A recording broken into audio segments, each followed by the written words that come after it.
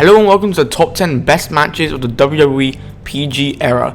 Note that this does not include NXT matches because then this list will be taken up majorly by NXT matches. But bear in mind these are just my opinions, so let's get right onto the list. Number 10, The Shield versus the Wyatt Family from Elimination Chamber 2014. The two strongest factions at the time and two of the strongest of the PG era, two of the strongest of all time. The Shield and the Wyatt Family were a perfect fit. It probably should have happened at WrestleMania in my opinion, but it doesn't matter. We got it a month early and it was awesome. Probably my favorite match of 2014. Actually, no, it's not my favorite match of 2014. What am I talking about? We'll get on to that match later in the list. But yeah, this match was just awesome. Number 9, CM Punk vs Jeff Hardy from SummerSlam 2009. CM Punk vs Jeff Hardy, the two of them just had a really memorable storyline from 2009. And, you know, it was really hard to do so because they were a year into the PG era, so it was really hard to be able to, you know, keep Jeff Hardy's extreme status going. But they managed to do it really well. They had that awesome SummerSlam match, which we're talking about now, where Jeff Hardy, you know, swanton bombed him from the top of the ladder through the announce table. So awesome. Never forget it. Number 8, Seth Rollins vs Dean Ambrose from SummerSlam 2014. Now, you could argue that that match from the Raw the night after, or the one from Hell in a Cell the 2 months later, was better than this match. But in my opinion, this was the one that started it all. So I think it's well suited for this one to be the best one. And it truly was the best one. The two former partners colliding. It's always a good storyline, especially with these two. They had such great chemistry, and you could just tell, like, all their matches they've had have been great or above. They've never had a good match or an average match. They've been great or higher. And this match just proved it, and it was the start of that. Number 7, Daniel Bryan vs John Cena from SummerSlam 2013. Daniel Bryan was over. He was so over. It's the most over he had ever been. And when he was up against John Cena and he hit the running knee, I wasn't ready to get out of my sofa and scream that he got the 1, 2, 3. But he did. And I got out of my sofa and screamed. Though Randy Orton did cash in after, it was an awesome match. Really cool moment and really good of John Cena to put Daniel Bryan over like that. Number 6, The Undertaker vs Triple H from WrestleMania 28. This was a great match. Probably one of the best Hell in a Cell matches of all time. Probably the best of the PG era. Because, you know, like I said before, it's hard to do an extreme match when you're in the PG era. And they did well. They had Shawn Michaels as a special guest referee to tie into it to try, because he wants to help Triple H beat him. But of course, in the end, he didn't. Undertaker did win. Weapon use, it was so violent. I don't think there was blood. No, there was no blood. I don't think so.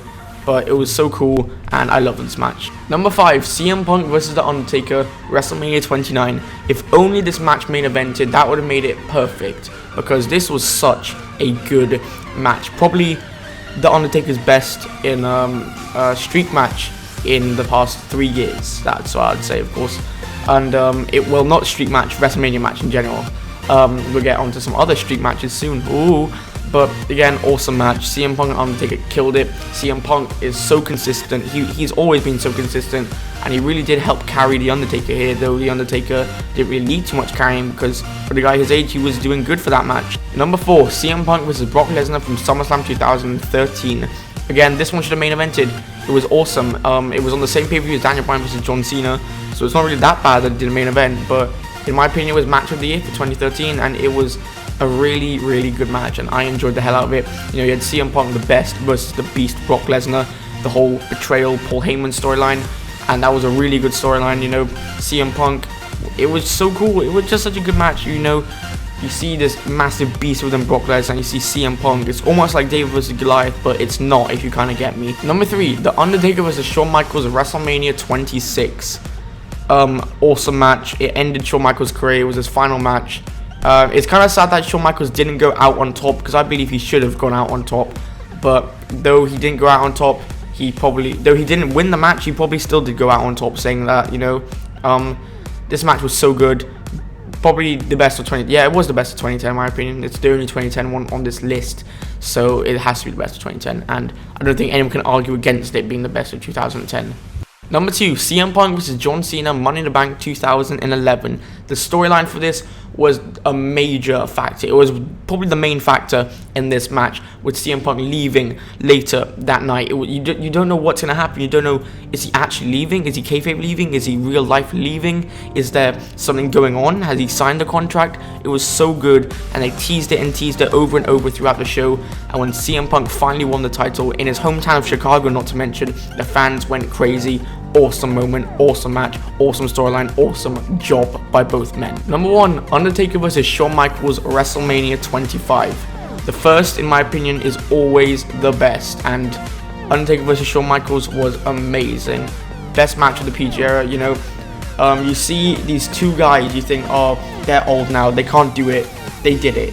They were amazing. It proves that you don't have to be this young, really, with a six-pack and super big muscles. It was awesome. I mean, you had Undertaker, I think he was still in his 50s, who jumped over the rope, the top rope, did a front flip, and you know, you thought he died when he landed head first. It was so cool, and they took such good bumps. They went all out, and Undertaker ultimately won, and so good.